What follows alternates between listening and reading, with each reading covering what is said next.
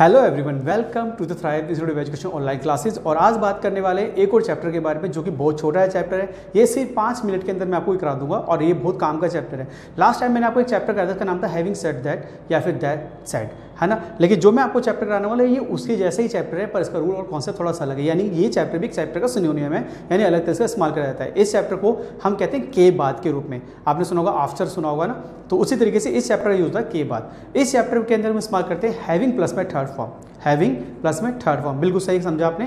तो आज बात करते हैं इस चैप्टर के बारे में जो छोटा सा एक चैप्टर सिनोनियम है और काफी काम आ सकता है। चलिए ये चैप्टर यूज कैसे करते हैं देखते हैं, सिर्फ 5 मिनट के अंदर अंदर एक नया चैप्टर। तो जैसे कि मैंने बताया कि आज हम हैविंग प्लस में थर्ड फॉर्म करेंगे और साउंड में बता देता हूँ उसका दोबारा से कि हैविंग प्लस में थर्ड फॉर्म लगने के बाद जो साउंड बन के आता है वो है के बाद। जैसा हमारा आफ्टर होता है ना, आफ्टर में के बाद आता है के बाद, उसी तरह से हैविंग प्लस थर्ड फॉर्म लगाने पे के बाद का साउंड आता है। इसका रूल भी बहुत ईजी सा है जो कि बहुत आसानी से आपको याद रह जाएगा।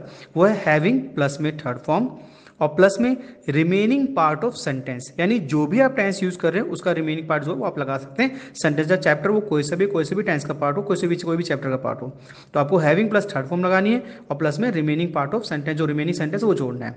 चलिए एग्जाम्पल लेते हैं। इसमें मैं नंबर 1 पे एग्जाम्पल लेता हूँ। मान लीजिए नहाने के बाद मैंने खाना खाया।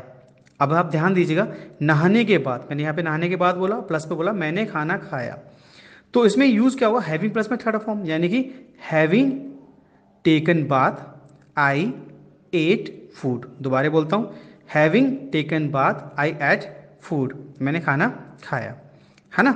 ईट की सेकंड फॉर्म एट होती है तो मैंने एट लगाया। अब ये भी नोट करने वाली बात है, पास्ट का फॉर्म पे मैंने लगाया। जब आप चाहे तो कोई सा भी चैप्टर यहाँ पे जोड़ सकते हैं। चलिए और एग्जाम्पल ले लेते हैं। मान लीजिए मैंने कहा थ्राइव इंस्टीट्यूट ज्वाइन करने के बाद मैं इंग्लिश बोलना सीख गया। थ्राइव इंस्टीट्यूट ज्वाइन करने के बाद मैं इंग्लिश बोलना सीख गया, तो उसको कैसे करेंगे, सीख गया। तो having joined thrive institute I learn या लर्न। ध्यान रखने वाला पॉइंट है कि सेकंड फॉर्म लर्न की लर्नड भी होती है और लर्न भी होती है, तो आप दोनों में से कुछ भी यूज कर सकते हैं। तो I learn how to speak English, ठीक है। Having join thrive institute I learn how to speak English, ठीक है। चलिए एग्जाम्पल और लेते हैं। उसके साथ खेलने के बाद तुम भी सीख जाओगे कैसे खेलते हैं। यहाँ पे मैंने प्रेजेंट का डिफाइन किया है और सीखने के बाद और फ्यूचर जोड़ा है इसके साथ, तो हम कैसे कहेंगे, उसके साथ खेलने के बाद तुम भी सीख जाओगे कैसे खेलते हैं। तो हैविंग थर्ड फॉर्म उसके साथ आएगी, having played with him you will also learn how to play.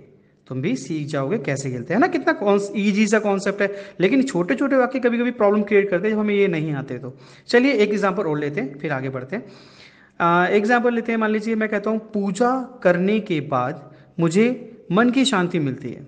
पूजा करने के बाद मुझे मन की शांति मिलती है, तो ये कैसे बनाएंगे, हैविंग वर्शिप्ड, आप चाहे तो प्रेड भी यूज कर सकते हैं। प्रे माने प्रार्थना करना होता है, वैसे पूजा करना वर्शिप होता है। तो हैविंग वर्शिप्ड थर्ड फॉर्म होती है वर्शिप की, वर्शिप्ड। तो having worshipped I get piece of mind.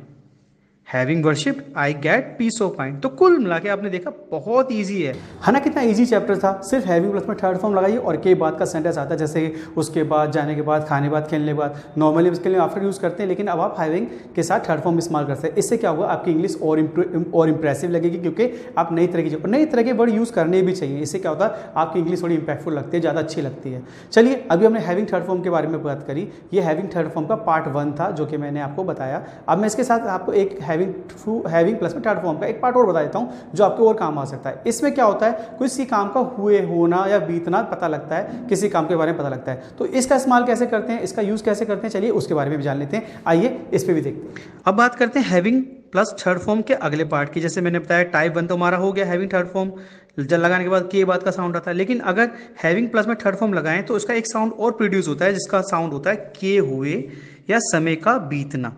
किए हुए या फिर समय का बीतना।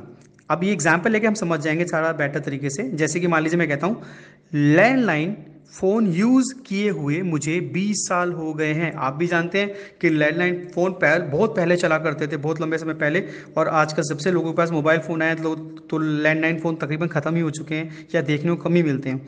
तो जैसे मैंने एग्जाम्पल लिया, लैंडलाइन फ़ोन यूज़ किए हुए या करते हुए मुझे 20 साल हो गए, मैंने यानी 20 साल हो गए मैंने लैंडलाइन फ़ोन यूज़ नहीं किया तकरीबन।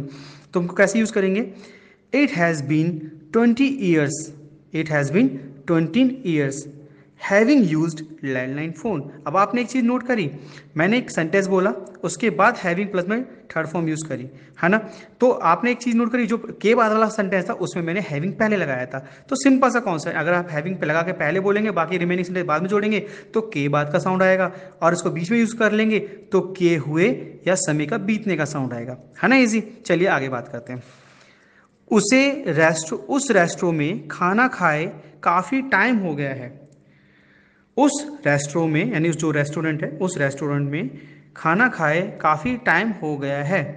तो कैसे बनाएंगे? It has been long time, या it has been long time के बाद हम जोड़ सकते हैं having had food in that restaurant. आप लॉन्ग भी बोलते हो तो भी काफ़ी चलेगा। अगर आप बोलते हैं इट हैज़ बिन लॉन्ग, यानी इसका मतलब समय का बीतना ही होता है, तो it has been long having had food in that restaurant. मैं आपको दोबारा याद दिला दूं, हैविंग के बाद मैंने हैड लगाया। यहाँ पे हैविंग का जो थर्ड फॉर्म होती है वो हैड होती है, आई मीन हैव की थर्ड फॉर्म हैड होती है। और हैज़ हैव की तरह जैसे हमारा हैज़ का खाना पीना लेना मतलब होता है, तो मैंने यहाँ पे हैड का यूज़ खाने के लिए इस्तेमाल करा है, यूज़ करा है, जैसे कि हम कोई खाते हैं तो कुछ चीज़ हो।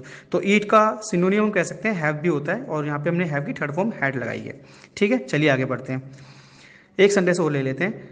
तुमसे बातें किए हुए बहुत टाइम बीत गया है। यानी कभी बार होता है ना, कई बार हम किसी दोस्त से बहुत समय बाद बात करते हैं, वो बोलते हैं यार तुझसे बात किए तो बड़ा टाइम हो गया है, बहुत टाइम बीत गया है ना। तो अगर मैं बोलूँ तुमसे बातें किए हुए बहुत टाइम बीत गया है, तो कैसे बनाएंगे? It has been long having talked with you.